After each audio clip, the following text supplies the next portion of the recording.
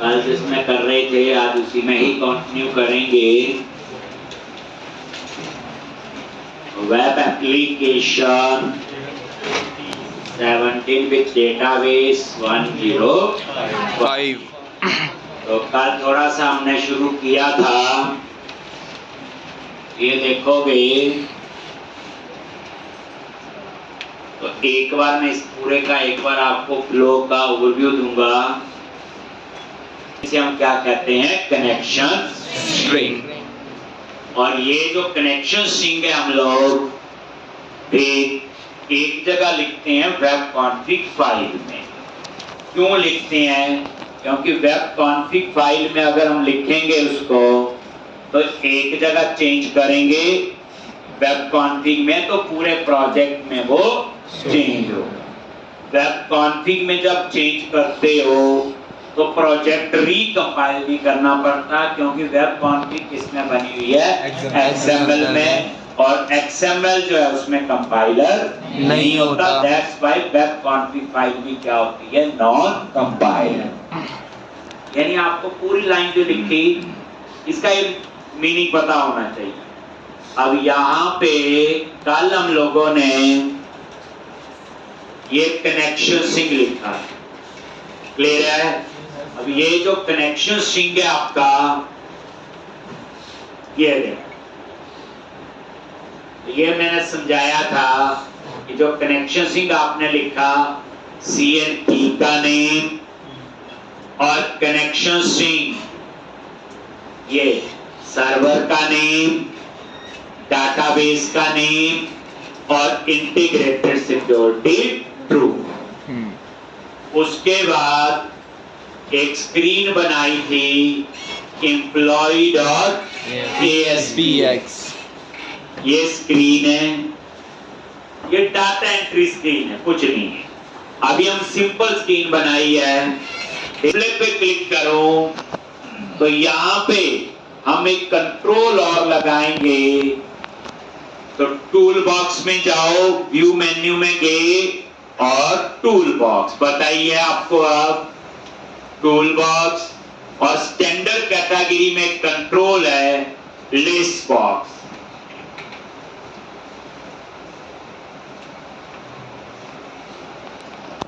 Standard category में control है और उसका नेम है आपका लिस्ट बॉक्स। एक टूल बॉक्स में गए, स्टैंडर्ड कैटेगरी में गए और इसका नाम है लिस्ट बॉक्स।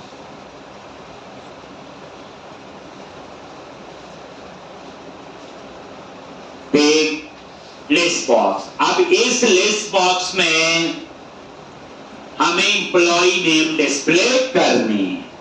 तो डेटा डिस्प्ले के लिए कौन कौन से और कंट्रोल्स है ASP.NET में आप लिख लोगे। Number 1 list box, number 2 drop down list. सुना हुआ? ड्रॉप डाउन लिस्ट होता है, जैसे कंट्रीज आती हैं, देखा होगा, state, city, drop down list. Number 3 radio button list. Radio button single choice के लिए, जैसे मेल और फीमेल। और इसी तरह से check box list, multiple choice के लिए चेक बॉक्स, स्क्वायर में बॉक्सेस जो बने होते हैं। तो list box, drop down list, radio button list और चेक बॉक्स लिस्ट, ये एक जैसे ही ये चारों, पर डिजाइन का ही फर्क है। इसका मतलब एक आ गया तो तीनों तो अपने आप ही आ गए। तो अभी मैं list box control drag drop किया और मेरी रिक्वायरमेंट है, यहां मिल जाएगा स्टैंडर्ड कैटेगरी में, टूल बॉक्स में जाके बस नाम याद रख लो, लिस्ट बॉक्स। अब मैं चाहता हूं डिस्प्ले पे जैसे क्लिक करूं, इस लिस्ट बॉक्स में एम्प्लॉय नेम डिस्प्ले होने चाहिए।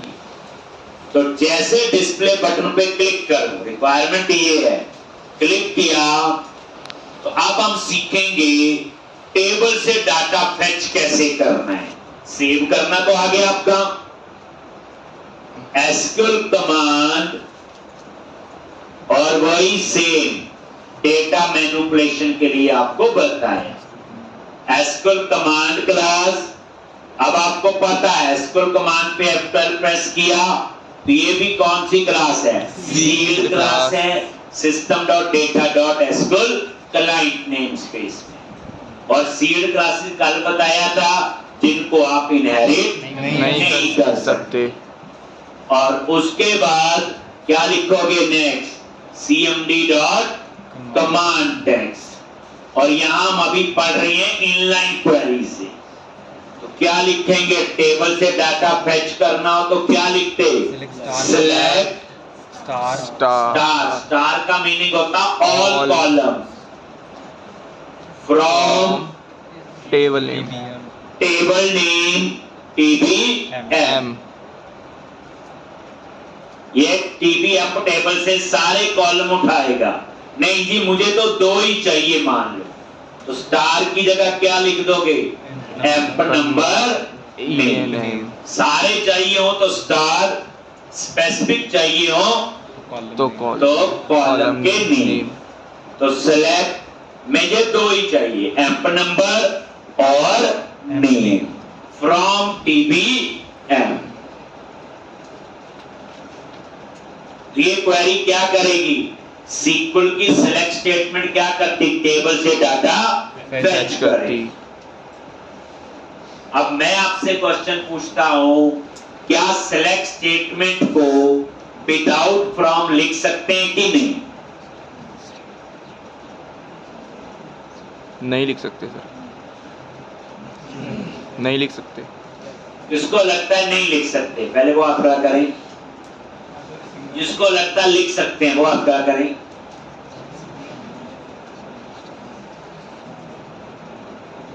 तो जो सिलेक्ट स्टेटमेंट है याद रखना, वही बात है हमने तो गाना गाया हुआ, हमेशा ऐसे गाया सिलेक्ट स्टार फ्रॉम टेबल नहीं लिख सकते। हम सिलेक्ट स्टेटमेंट को विदाउट फ्रॉम लिख सकते हैं, याद रखना। अच्छा। जैसे अगर आप ये क्वेरी ऐसे लिखो, आपने नहीं करना चाहिए सेलेक्ट गेट डेट, क्या चलेगी कि नहीं? चलेगी। तो मैंने फ्रॉम कहां लिखा? फ्रॉम। गेट डेट क्या करता है? डाटाबेस से करंट डेट टाइम देगा। जैसे डेट टाइम डॉट नाउ पढ़ा था वो ASP.NET का है, ये माइक्रोसॉफ्ट सीक्वल सर्वर का है गेट डेट। तो सिलेक्ट स्टेटमेंट को विदाउट फ्रॉम लिख सकते हैं, और बड़े एग्जांपल आगे मिलेंगे क्योंकि हमें इसकी जरूरत है। एक अभी नहीं है, पर याद रख लो सिलेक्ट स्टेटमेंट को विदाउट फ्रॉम लिख सकते हैं। पर अभी आपको यही है, मुझे यही चाहिए फ्रॉम TBM। अब ये क्वेरी कहां पे एग्जीक्यूट होगी? एसक्यूएल के इंजन कौन कनेक्शन दे दिया, देखो रिवीजन भी होगी कुछ। क्वेरी कहां पे एग्जीक्यूट होगी? कौन पे। कौन क्या है? यही तो है डाटाबेस का कनेक्शन, पेज लोड में जो ओपन किया हुआ, इसी कौन में तो कनेक्शन ही बताया हुआ। ठीक, तो ये आपने बता दिया। उसके बाद इस क्वेरी में कितने पैरामीटर है? कितने पैरामीटर हैं? 2 है। हैं जी? इस क्वेरी में तो 2 हैं सर। मैंने क्या बोला था? जितने क्वेरी में पैरामीटर उतने पास करने, ना उससे कम ना उससे ज्यादा। फिर मैं और समझाने के लिए बोला था कि जितने क्वेरी में ऐट द रेट उतने पैरामीटर होंगे, क्योंकि पैरामीटर नेम के साथ क्या लगता है? At the rate. यहाँ 4 में ऐट द रेट लगा था, इसमें 4 पैरामीटर थे।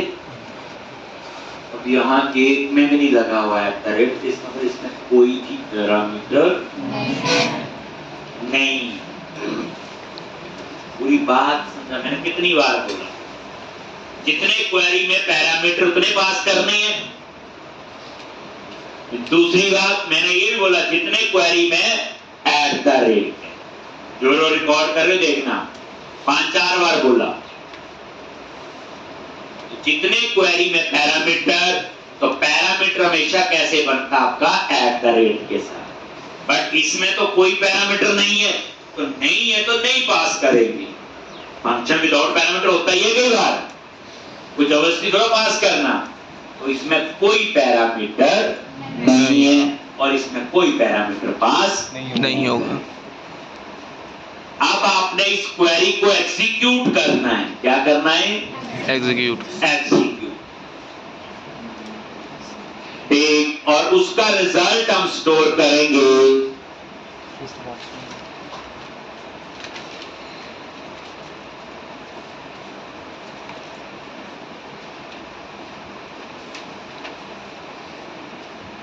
एक चीज याद रखना ना, जैसे 3 दिन जो है रेगुलर क्लास तो है नहीं, इंस्टीट्यूट तो ओपन ही है, तो आप 3 दिन एक सर को मैं बोलूंगा वो शुरू से लेके प्रैक्टिकल जितना आज तक मैंने करवाया है वो 3 दिन में आपको दोबारा से करवा दें। जिसके डाउट्स होंगे और क्लियर हो जाएंगे, ठीक, तो उसका टाइम आप 11:30 ही रख लेना, तो आएंगे उनको हम लोग करवा देंगे शुरू से, डाटाबेस बनाने से लेके जो मैं आज भी करवा रहा हूँ। एक तो जिसको लगता मैंने प्रैक्टिस शुरू नहीं की, मुझे प्रैक्टिस में सिंटैक्स में प्रॉब्लम आ रही है, ठीक, तो उसको तो वो क्लास लगानी चाहिए। जिसको लगता मैं कंफर्टेबल हूँ, पूरी प्रैक्टिस होगी मेरी, उसकी अपनी चॉइस है। तो कल भी 11:30, 3 दिन 11:30 11:30, और थर्सडे का शेड्यूल आपका नॉर्मल है जो मेरी क्लास का आपका हो। देख सकते हैं 3 दिन में आपकी एक रिवीजन हो जाएगी, एक कुछ डाउट्स होंगे तो वो क्लियर भी हो जाएंगे। तो जो बच्चे चाहें तो 11:30 मंडे, ट्यूसडे और वेडनेसडे भी आ सकते हैं। कईयों का लोड नहीं हुआ है, कईयों ने लोड करके रख लिया, टाइम नहीं लगा, बड़े बिजी होंगे, तो प्रैक्टिस रह गई होगी पीछे, ठीक, तो इसलिए उनके लिए तो एक ही है, तो ये आप प्रैक्टिस कर लोगे, फायदा रहेगा।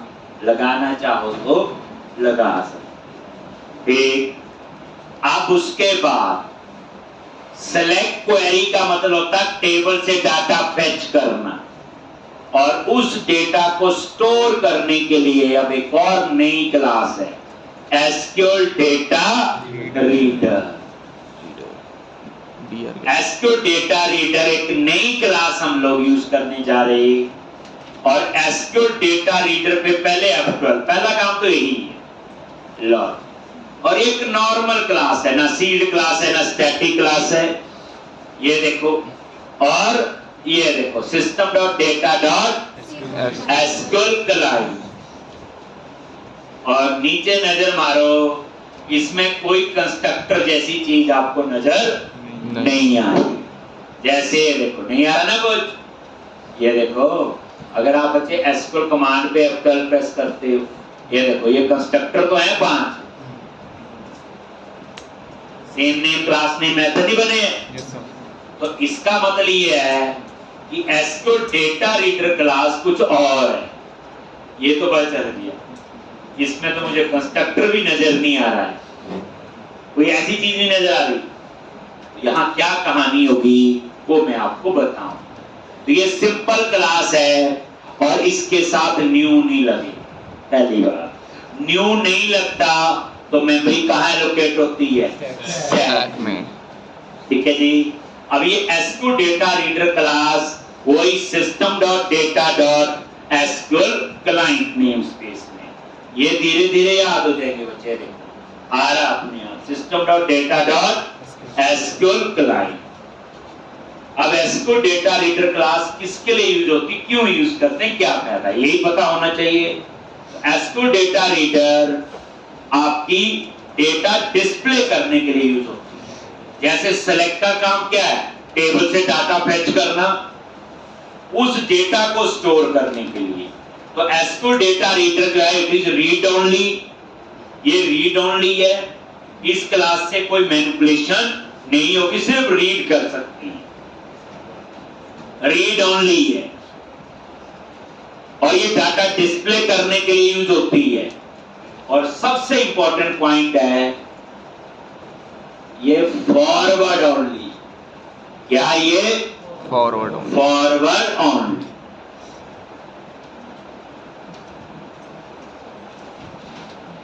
क्या है ये फॉरवर्ड ओनली। फॉरवर्ड ओनली का क्या मीनिंग होता है? ठीक, इसमें सिर्फ नेक्स्ट चलता है। मतलब ये पहला रिकॉर्ड रीड करोगे तो ये ऑटोमेटिकली दूसरी रो पे जाएगा, दूसरी को रो रीड करोगे तीसरी पे, तीसरी को चौथी पे, चौथी से पांचवी। पर एक बार पांचवी पे आ गए तो वापस पे नहीं आ सकते, क्योंकि ये क्या है? Forward only. ये सिर्फ नेक्स्ट अप्रोच को फॉलो करता है। नेक्स्ट नेक्स्ट नेक्स्ट, प्रीवियस नहीं होता इसमें। ये फॉरवर्ड ओनली है। दैट्स व्हाई डाटाबेस से डाटा रीड करने की ये फास्टेस्ट अप्रोच है। इससे फास्ट अप्रोच हमारे पास कोई और नहीं। तो एसक्यूएल डेटा रीडर जो है that is fastest way to retrieve data from database, क्योंकि ये क्या होता है? Forward on. यहां से आपने दिल्ली जाना है डेली एक्सप्रेस में, वो तो दिल्ली रुकेगी, पैसेंजर पता नहीं 12 से वापस आ जाएगी। तो इसलिए एसक्यूएल डेटा रीडर क्या होता है? आपका फॉरवर्ड ओनली अप्रोच को फॉलो करता है, जिसकी वजह से ये फास्ट। तो एसक्यूएल डेटा रीडर जो है that is fastest way to retrieve data from database. एक रीड ओनली है, फॉरवर्ड ओनली। तो जब भी डाटा को रीड करना है तो इस क्लास को हम यूज करेंगे।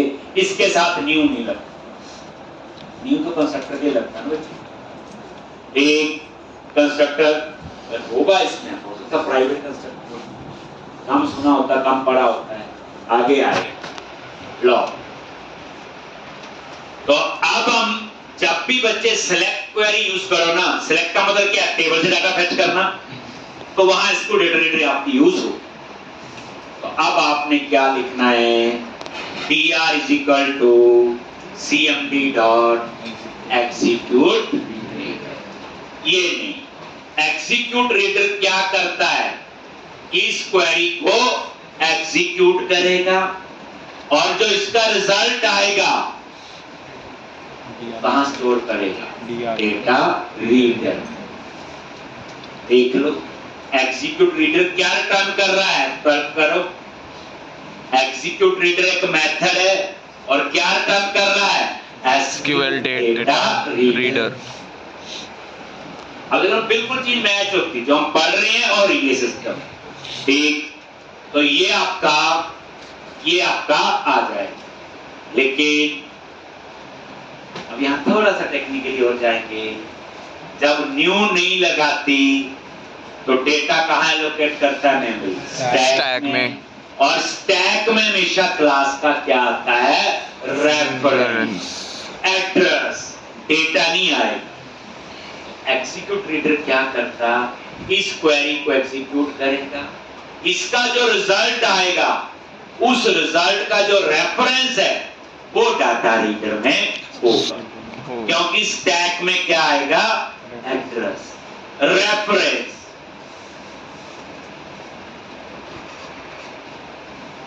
चल आप उतना ना जाओ, दूसरी बार आएंगे। ठीक, आप आज इतना याद रखो कि एसक्यूएल डेटा रीडर जो है डाटा रीड करने के लिए यूज करते हैं, फॉरवर्ड ओनली है और डाटाबेस से डाटा रीड करने की फास्टेस्ट अप्रोच है। ये तो बचल गया।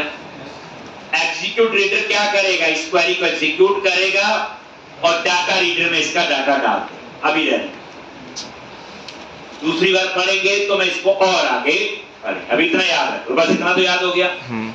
ठीक, लेकिन कई चीजें हैं याद होगी, लेकिन बताना नहीं किसी, क्योंकि डाटा रीडर में डाटा नहीं आता, डाटा का रेफरेंस आता है। फिर पूरा डाटा कहाँ होता हो? कहाँ होता हो? किसकी एड्रेस? स्टैक पे।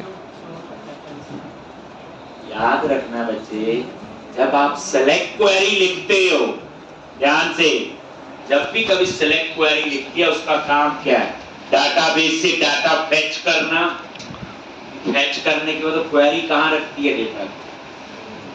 डाटाबेस के अंदर इम्पल्सिव कर्सर्स बनते हैं। एक टॉपिक लिखवाया था मैंने, CURSOR, वो कर्सर में रखता है और उसका एड्रेस डाटा रीडर में आएगा। ज्यादा टेक्निकल जाएंगे तो अगली क्लास में कोई भी नहीं आएगा आप में से आएगा, टाइम से हिसाब से पता होना चाहिए, इसलिए अभी इतनी दूर समझाऊंगा। सेलेक्ट क्वेरी का डाटा कैसे कर्सर में गया, कर्सर का डाटा कैसे डाटा रीडर। ठीक, तो अभी सिर्फ इतना याद रखो कि सेलेक्ट क्वेरी से जो डाटा आया ना, एग्जीक्यूट रीडर ने डाटा रीडर में स्टोर कर, इतना तो सबको पता चल गया। और जब भी सेलेक्ट लिखी है ना तो डाटा रीडर लिखना, इतना ही पता चल गया। डाटा रीडर फास्ट है, फॉरवर्ड ओनली है, रीड ओनली है, इतना तो आपको पता चल। अब ये डाटा रीडर में जो डाटा आया है ये मैंने लिस्ट बॉक्स में दिखाना है। कहां दिखाना है? List box. तो याद रखना, लिस्ट बॉक्स के अंदर दो ही कॉलम आ सकते हैं, इसलिए सेलेक्ट क्वेरी में दो ही लिखे थे। डॉट डेटा टेक्स्ट फील्ड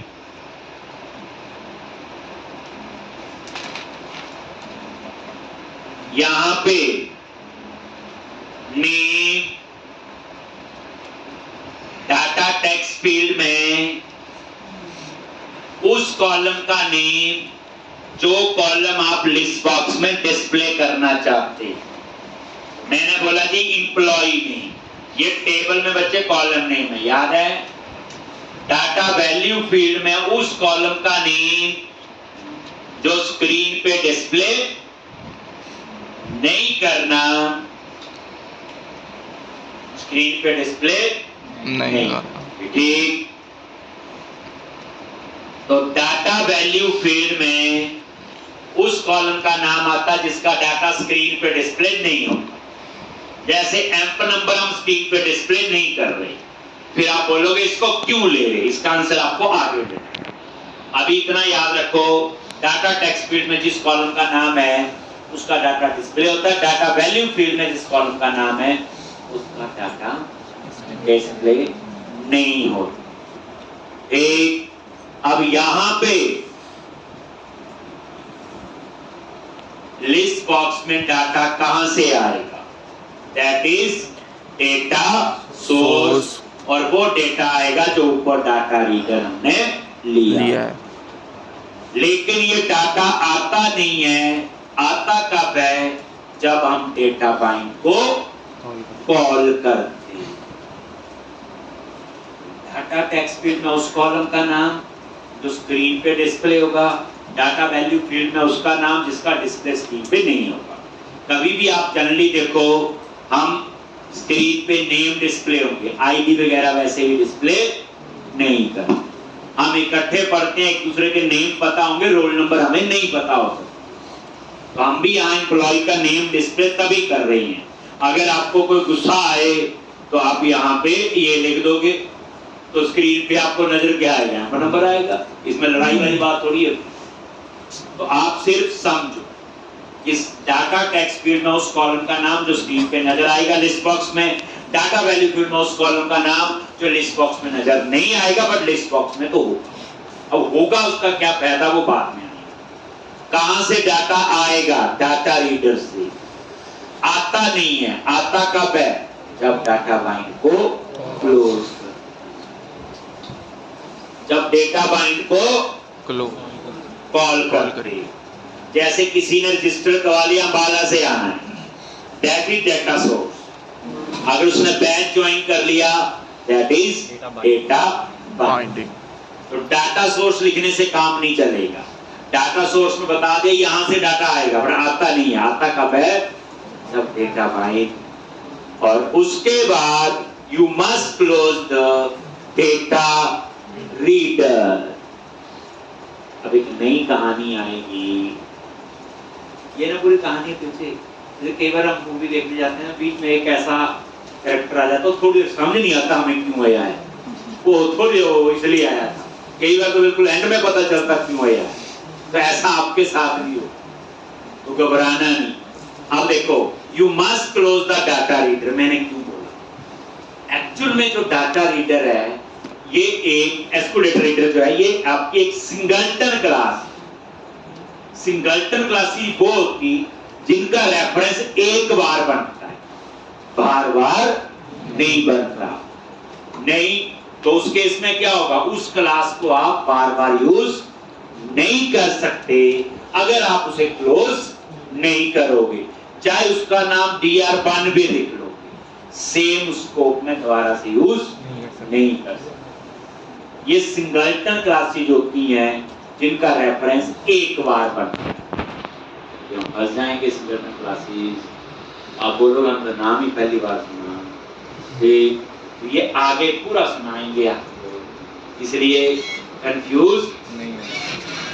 ठीक है। बस आप याद रखो कि डाटा रीडर को क्लोज करना जरूरी है, क्योंकि डाटा रीडर का जो रेफरेंस है वो एक बार बनता है। एक बार तो बन गया, यहाँ पे देखो ये इसमें आ गया, दोबारा से नहीं बनेगा, अभी तो सिंगलटन क्लास बोलती है, तभी आप इसको क्लोज करोगे, देन दोबारा से बन। पर आप इतना ना याद रखना, इसमें बच्चे एक चीज याद रख लो, इतना मैं पढ़ा रहा हूँ, फर्स्ट टाइम अगर आप पढ़ रहे हो 60% पता चल रहा है, जैसे यही एप्लीकेशन दोबारा करवानी है, यही से अभी इनलाइन क्वेरी से कर रहे, स्टोर प्रोसीजर के साथ। ये तो बेइज्जती वाली बात है, बताया था आपको, ठीक। तो आप देखो अगर 50-60% यहाँ पता चल गया, 20% तो वहां भी पता चलेगा।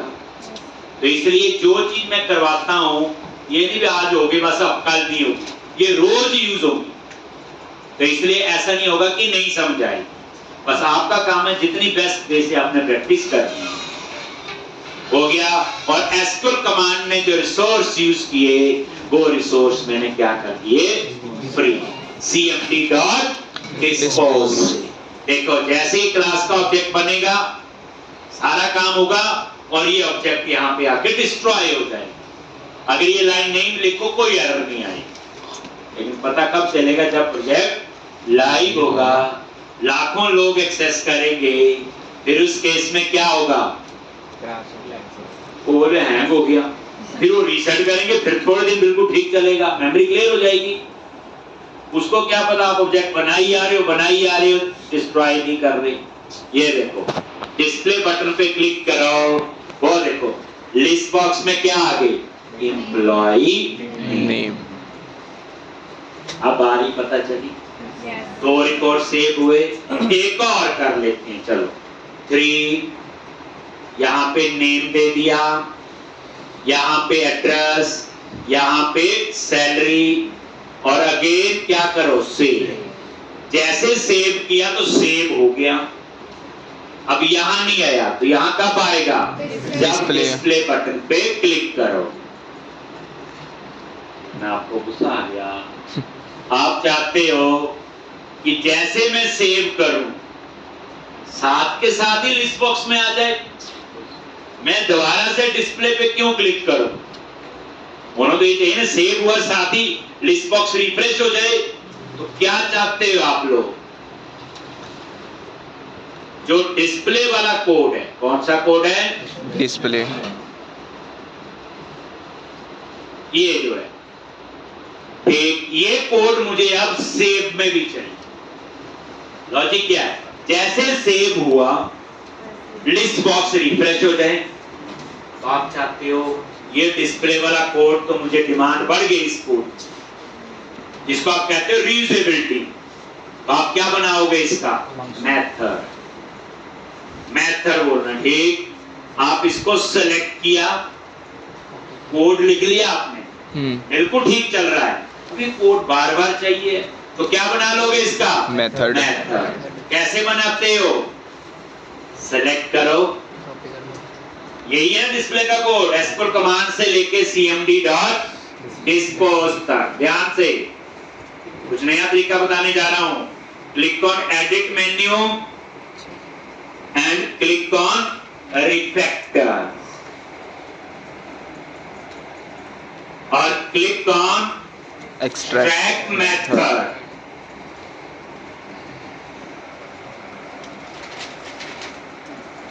Click on extract method. Click करो इसके ऊपर, क्लिक किया, वो देखो मेथड बन भी गया, न्यू मेथड, और ऊपर कॉल भी हो गया। आप सिर्फ इसका नाम चेंज कर दो, क्या? टेस्ट रैक, ये लो। अब देखो मेथड बन गया और मेथड कॉल भी हो गया। दोबारा देखो, मैं तो करता हूं एक बार। सेलेक्ट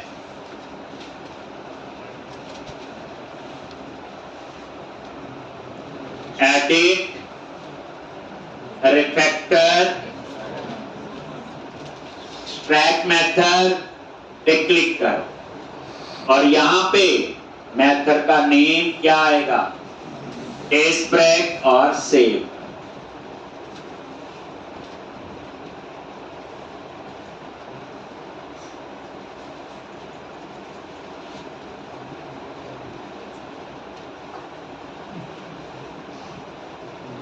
हो गया। तो ये था आपका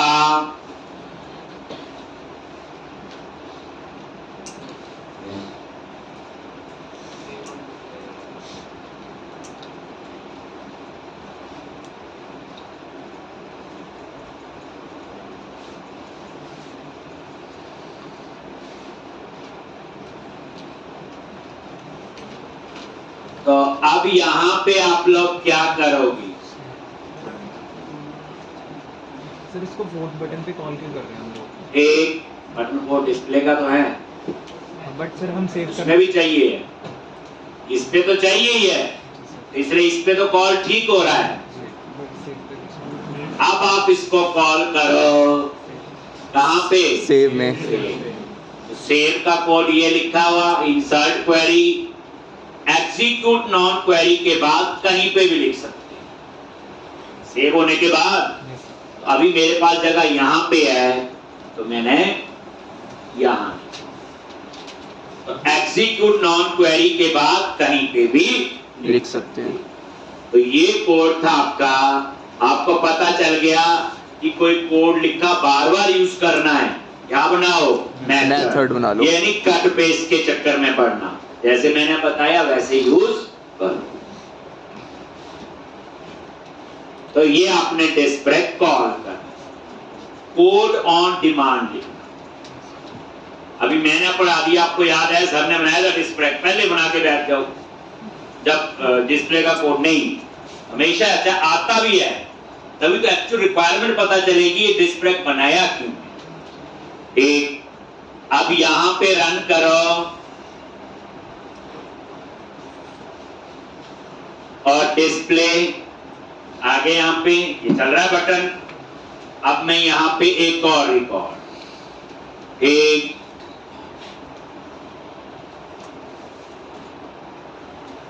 एक और नेम, एड्रेस और सेव, ध्यान से देखोगे आ गया।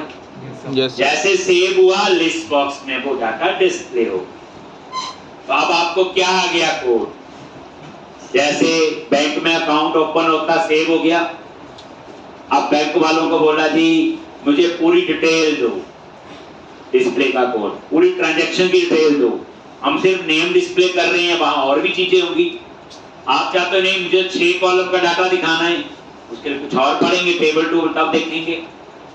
अब नेक्स्ट क्या चाहिए आपको?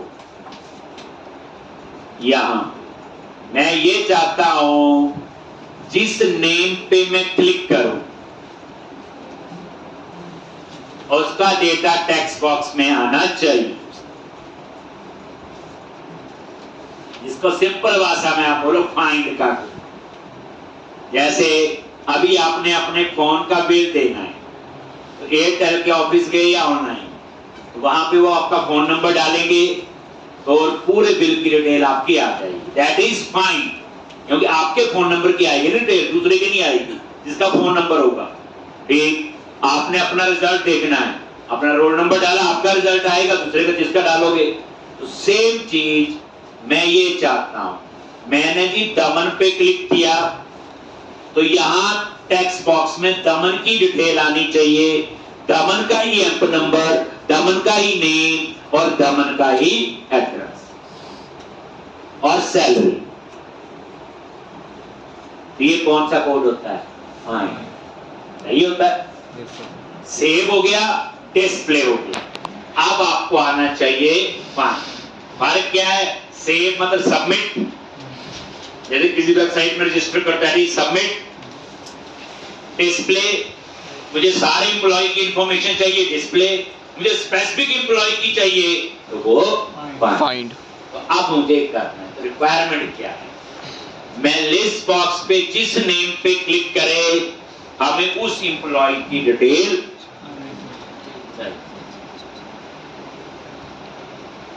हमें उस एम्प्लॉय की डिटेल चाहिए। तो कहां कोड लिखेंगे? लिस्ट बॉक्स पे लिखेंगे, यही बोला ना। लिस्ट बॉक्स से जिस एम्प्लॉय को सेलेक्ट करोगे तो इसका कोड लिस्ट बॉक्स के ही इवेंट पे लिखना होगा। कैसे? ये लिस्ट बॉक्स है, सीधा डबल क्लिक कर और ये आ गया सेलेक्टेड इंडेक्स चेंज। अब इसका नाम क्लिक नहीं आया, सेलेक्टेड इंडेक्स चेंज, क्योंकि हम मल्टीपल एम्प्लॉय है ना, किसी एक को सेलेक्ट करोगे, इसलिए इन्होंने इवेंट का नाम रखा हुआ सेलेक्टेड इंडेक्स चेंज। अब यहाँ पे फाइंड का कोड लिखना है। अब फिर एक बार आपकी यहाँ पे रिवीजन हो, क्या लिखेंगे? कमांड बोलो, cmd equals to new SQL command cmd text वही रिवीजन। मुझे सेलेक्ट स्टार, इस बार मुझे amp number, name, address, salary चारों कॉलम चाहिए। स्टार From कहां से चाहिए? टेबल से। लेकिन लास्ट में वेयर क्लोज होती है आपकी कंडीशन लगाने के लिए। और क्या कंडीशन लगाओगे? वेयर एम्प नंबर, नेम नहीं लिखा, और जो एम्प नंबर हम पैरामीटर से पास करेंगे। क्यों एम्प नंबर लिखा? अम्मी तो 2 हैं, हम विकास 10 हो सकते हैं, लेकिन सबका एम्प नंबर क्या? यूनिक। और वो एम्प नंबर लिस्ट बॉक्स में है जो हमें नजर नहीं आ रहा है। ठीक, तो यहां लिखा वेयर एम्प नंबर, और एम्प नंबर प्राइमरी की है, इस पे इंडेक्स हुआ है तो रिट्रीविंग फास्ट होगी। अगर आप पहला सिंपल फंडा रखो बच्चे, वेयर के बाद जो कॉलम यूज करना ना, सही डेवलपर वो है अगर उस पे इंडेक्स हुआ। अगर इंडेक्स नहीं हुआ, बड़ा अच्छा एग्जांपल दिया होगा, इंडेक्स पेज बताया तो क्या होगा, और इंडेक्स पेज हो तो क्या होगा। ठीक, इसलिए मैंने वेयर एम्प नंबर को प्राइमरी की बनाया हुआ। अगर 2 लाख में से किसी एक एम्प्लॉय का डाटा फेच करना होगा तो मुझे टाइम नहीं लगेगा। वेयर एम्प नंबर, और ये एम्प नंबर कहां से आएगा? पैरामीटर, और इस पैरामीटर में डाटा कहां से आएगा? List box. रिक्वायरमेंट क्या है? लिस्ट बॉक्स से जो एम्प्लॉय सेलेक्ट कर cmd डॉट। अब ये क्वेरी कहां पे एग्जीक्यूट हो? कौन पे? आप बताओ इस क्वेरी में कितने पैरामीटर हैं? बोलो। एक है सर, क्योंकि @ एक लगाया हुआ, तो @eno, और ये एम्प नंबर आएगा list box 1 dot selected value. ये डाटा वैल्यू फील्ड का डेटा उठाया मैंने।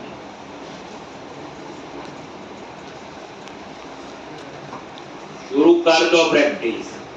ये एक बार से 2-3 दिन मिल गए, पूरी मास्टरी कर लो जितना मैं करवा के जाऊंगा। ठीक, फिर और कंफर्टेबल होगी। बच्चे मैं तो पढ़ाना शुरू नहीं किया अभी, ये तो खेलने खुलने वाली चीजें हैं, तो मजबूरी है कि हमारे बेसिक इतने अच्छे होते हैं, मुझे पढ़ाना पड़ता है। अगर ये अच्छे हो तो इसकी जरूरत नहीं है। पढ़ाना ना तो शौक है, पैशन है, अदरवाइज मुझे जरूरत नहीं है। मैंने तो कोविड के बाद 2 साल तक एक भी बच्चा नहीं पढ़ा। सारे कहते ऑनलाइन शुरू कर दो, ये कर लो, वो कर लो। नहीं, क्योंकि मेरी पढ़ाई ऐसी है, सामने बैठे वाला बंदा बड़ी मुश्किल से समझ, फिर उसको 4-6 घंटे बैठना होता है, प्रैक्टिस चाहिए होती, वो सारा सिस्टम यहाँ पे चाहिए होता, तभी आप लोग कर पाते। और फिर कोविड के बाद मेरा मन हुआ क्या पढ़ाना, बड़े साल पढ़ा लिए, 22-25 साल हो गए मुझे पढ़ाते हुए, कहीं भी इतनी एज नहीं होगी। एक तो मैंने डिसाइड किया कि क्या पढ़ाना है, अब रहने देते, इतने साल हो गए। तो मेरी आईटी कंपनी भी है, 400-500 लोग वहाँ भी काम करते हैं, यहाँ मैं 3 बैच ही पढ़ाता हूँ, तो वो मेरा काम बड़ा अच्छा चल रहा है। एक कहने का मतलब ये है कि मेरा फायदा उठा लो बच्चे, जो मैं पूरा कोर्स 5.5-6 महीने में करवाऊंगा, अब इसको लाख रुपया भी दे दो तब भी वो कोर्स उतना नहीं करवा पाएंगे। इस कोर्स का मैं पहले दिन से कहता हूँ, जो चीज चाहिए है वो मैं पढ़ा रहा हूँ। एक जो कमियां है, मैं अलग से क्लास लग रही है बताया गया। आपका रोल सिर्फ इतना है कि आप रोज 5-6 घंटे बैठना है, रोने का मन करे रो लो थोड़ी देर, बस 5-6 घंटे बैठना जरूर है। पहले बैठने की आदत तो डालो, देखो तो सही हम क्या कर सकते हैं क्या नहीं। आपने कभी देखा होगा बच्चे, ये सारे time cmd.parameter.add with value, parameter का नेम और लिस्ट बॉक्स 1.selected वैल्यू। ये सिलेक्टेड वैल्यू क्या करता है बच्चे, ये डाटा वैल्यू फील्ड का डाटा उठाता है, और डाटा वैल्यू फील्ड में क्या, लिस्ट बॉक्स में एम्प नंबर, और मुझे क्या चाहिए, एम्प नंबर ही चाहिए। इसलिए डाटा वैल्यू फील्ड में एम्प नंबर डाला। लेकिन मान लो कभी आपको नेम ही चाहिए, अभी नहीं कल को, तो यहां पे आप लिख लो सेलेक्टेड आइटम डॉट टेक्स्ट। ये मैंने वैसे लिख दिया, इसको कमेंट बना,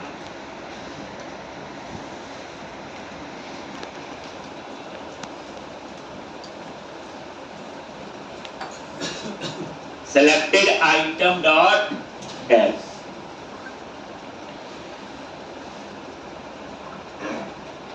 तो cmd.parameter.add with value, ये @tno, और ये कहां से आएगा, लिस्ट बॉक्स से।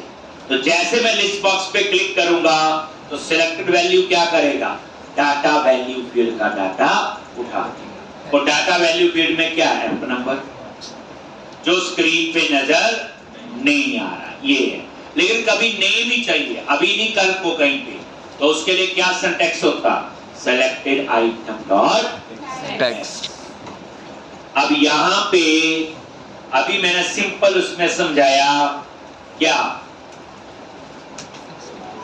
एसक्यूएल डेटा रीडर, जब भी सेलेक्ट लिखा, सेलेक्ट का मतलब क्या होता, टेबल से डाटा फेच करना, उसको स्टोर करने के लिए एसक्यूएल डेटा रीडर चाहिए। तो ये ही आपका है एसक्यूएल डेटा रीडर।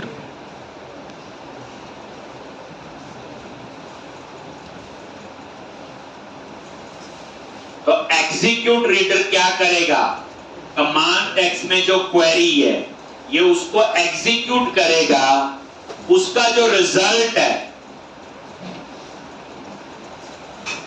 उसका जो रेफरेंस है वो कहां जाएगा, एसक्यूएल डेटा रीडर में।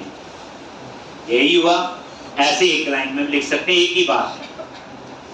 एग्जीक्यूट रीडर क्या करेगा, इस क्वेरी को एग्जीक्यूट करेगा, और जब भी सिलेक्ट लिखा तो टेबल से डाटा आएगा, उसको स्टोर करने के लिए एसक्यूएल डेटा। बस फर्क कितना है, इस बार इसमें एक ही रो होगी। क्वेरी क्या है, select star from PBM where M number. अब एम नंबर तो डुप्लीकेट नहीं होगा, माउस भी एक है, एक पे क्लिक करूंगा मैं, इसलिए एक ही एम्प्लॉय की इंफॉर्मेशन आएगी। और अब ये इंफॉर्मेशन मुझे टेक्स्ट बॉक्स पे दिखानी है, तो पहले tr.has चेक कर लो भाई डाटा रीडर में कोई रो है कि नहीं। हमारे केस में तो होगी, क्योंकि लिस्ट बॉक्स पे क्लिक तभी होगा जब कुछ होगा, बट चेक हमने लगा दिया, हैज रो से चेक किया डाटा रीडर में कोई रो है कि नहीं। अगर है तो डाटा रीडर का रीड मेथड होता है उस रो को रीड करने के।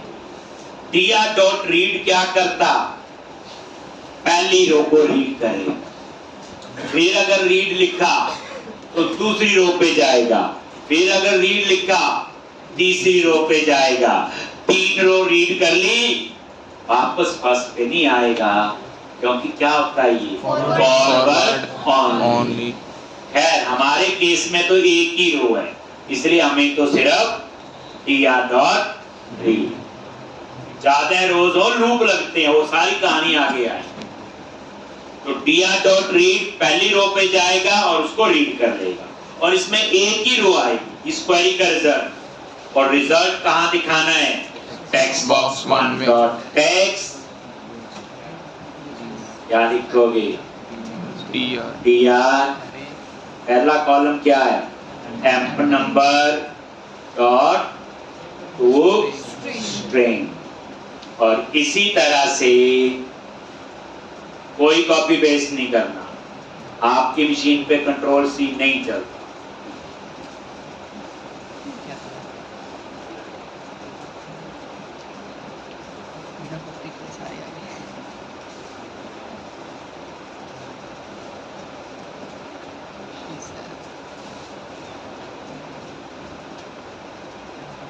टेक्स्ट बॉक्स 1 में एम्प नंबर, 2 में नेम, 3 में एड्रेस, 4 में सैलरी। क्योंकि डाटा रीडर में क्या है, एक रो में क्या होते, कॉलम्स, ये कॉलम्स का एरे बना होगा ना, स्क्वायर ब्रैकेट लगाई है, और उसके बाद डाटा रीडर को क्या करोगे, close. You must close the data reader. इसके बाद की कहानी डिस्पोज।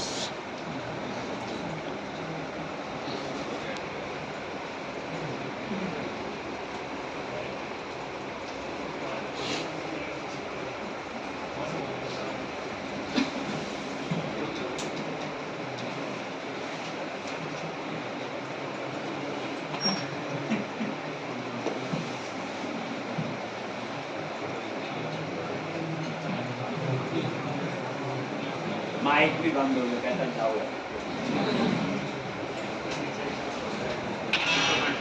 डॉट रीड ने रो रीड की और उसका डेटा कहां आ गया, टेक्स्ट बॉक्स। टेक्स्ट बॉक्स 1 में एम्प नंबर, 2 में नेम, 3 में एड्रेस, 4 में सैलरी, और डाटा रीडर को क्या कर दिया, क्लोज, और कमांड को क्या कर दिया, डिस्पोज। ठीक, अब आप इसको देखोगे कि फाइंड हो भी रहा है कि नहीं। जैसे बच्चे एप्लीकेशन बना रहे हैं ना, तो इस हर लैंग्वेज में होगी, जावा में भी होगी, पाइथन में भी होगी, पीएचपी में भी होगी, हर लैंग्वेज में बनेगी, कंसेप्ट एक ही होगा। देखो कोई भी डाटाबेस यूज करोगे उस बेचारे को तो क्वेरी समझ आती है, क्वेरी में जा रही है इंसर्ट, अपडेट, डिलीट और सेलेक्ट, तो हमें पता चल गया इंसर्ट और सेलेक्ट, ऐसे अपडेट डिलीट पढ़ लेंगे, तो डाटाबेस तो यही रहेगा, बस ये होगा कि वहां इसको कनेक्शन, इसको कमांड की जाएगा, कुछ और होगा, पढ़ना तो यही पड़ेगा लॉजिक। अब आप इसको रन करो,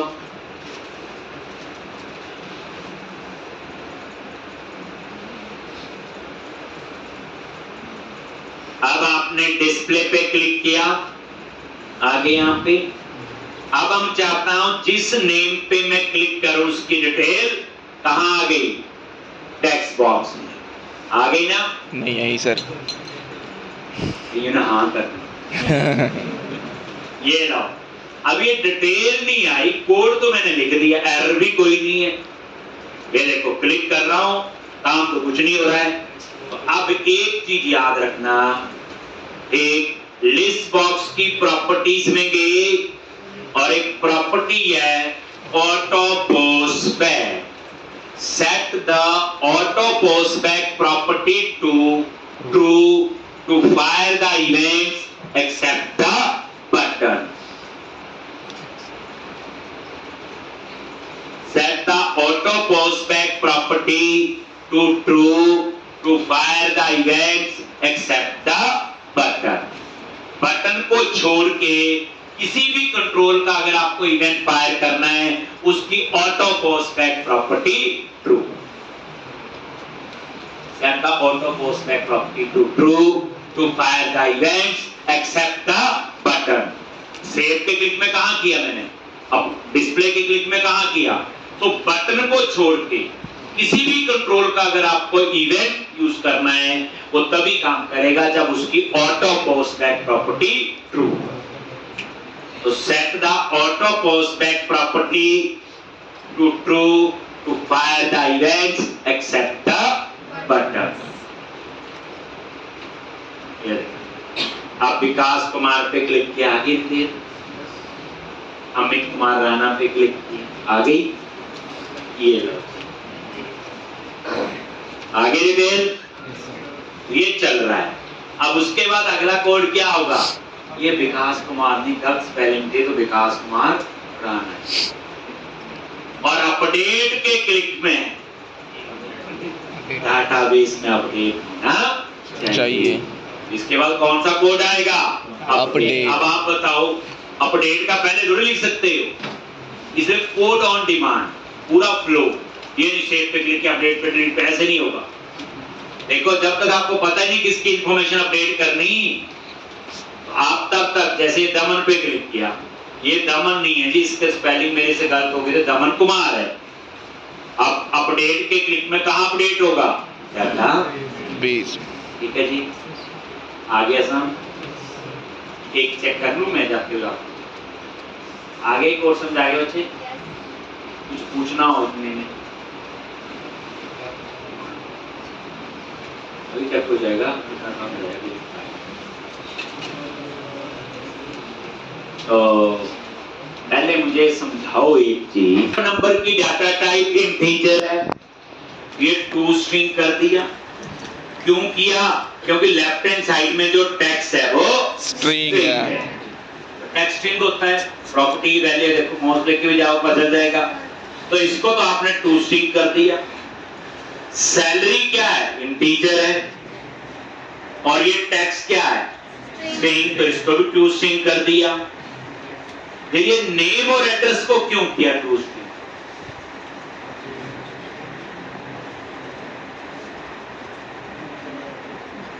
तो अब कहानी में एक नई चीज आएगी थी, वही बात होती है, कई बार बीच में आते आए, समझ नहीं आता वो क्यों आया था, आज आपके साथ भी एक ऐसा होगा।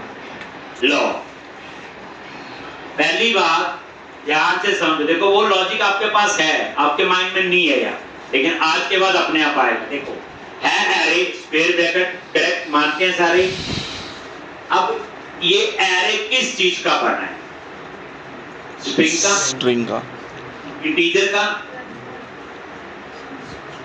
डेट का, डबल का, डेसिमल का, किस चीज का बना है, स्ट्रिंग का। तो याद रखना, जिस एरे में अलग अलग टाइप का डेटा स्टोर हो रहा हो, क्योंकि number integer, name address varchar, salary फिर इंटीजर, कल को डेट टाइम डबल डेसिमल, ऐसे होगा टेबल में डाटा आएगा। तो जब बच्चे अलग अलग टाइप का डेटा स्टोर हो रहा हो, तो वो एरे ना स्ट्रिंग का होता, ना इंटीजर होता, that is array of objects, that is array of objects. और जिसको हम एक टर्म यूज करके बोलेंगे कलेक्शन, ये कॉलम्स की कलेक्शन बनाता है। कलेक्शन क्या होती, एरे ऑफ ऑब्जेक्ट्स। अब उस ऑब्जेक्ट में स्ट्रिंग भी आ जाएगा, इंटीजर भी आ जाएगा, डेट टाइम डबल डेसिमल। कुछ सोचो ना, एक कॉलम की डाटा कुछ और, दूसरे की कुछ और, तीसरे की, जब अलग अलग टाइप का डेटा स्टोर हो रहा हो, तो वो एरे स्ट्रिंग या इंटीजर का नहीं होता, वो एरे होता है, एरे ऑफ ऑब्जेक्ट्स, जिसको आप क्या कहते हो, कलेक्शन। एक टर्म याद रखना, ये सी प्लस में क्लास में जाते, क्लास का ऑब्जेक्ट बना लो तो हम कहते हैं ऑब्जेक्ट है, उस ऑब्जेक्ट का एरे बना लो, that is array of object. But array of object बोलना थोड़ी पुरानी बात है, आप क्या बोलोगे, कलेक्शंस। तो ये कॉलम्स की कलेक्शन बनाता है, और एक एक कॉलम की डाटा टाइप ना इंटीजर है ना वैरिएबल है, डाटा टाइप उसकी ऑब्जेक्ट। एक कैसे पता चला, ये देखो, आपने टू स्ट्रिंग हटा दिया, चल जाना चाहिए था, इसको वायर दे दी, और इस पे माउस लेके जाओ, और यहां लिखा हुआ can not convert object to string, can not convert object to string. इसका मतलब नेम क्या है? ऑब्जेक्ट है। तो मैंने क्या बोला? ये कलेक्शन है कॉलम्स की, और कलेक्शन क्या होती? Array of objects. बस भी समझ आ जाएगा, फिर लिख देना और क्या करना। चीज समझनी है, बार बार नहीं, एक बार समझो बार बार यूज होगा फिर। ठीक, तो कितना आप लोग बच्चे प्रैक्टिस करोगे? ठीक, तो इंस्टीट्यूट ओपन है अगले 3 दिन भी, और 11:30 बजे जैसे मैंने क्लास में बताया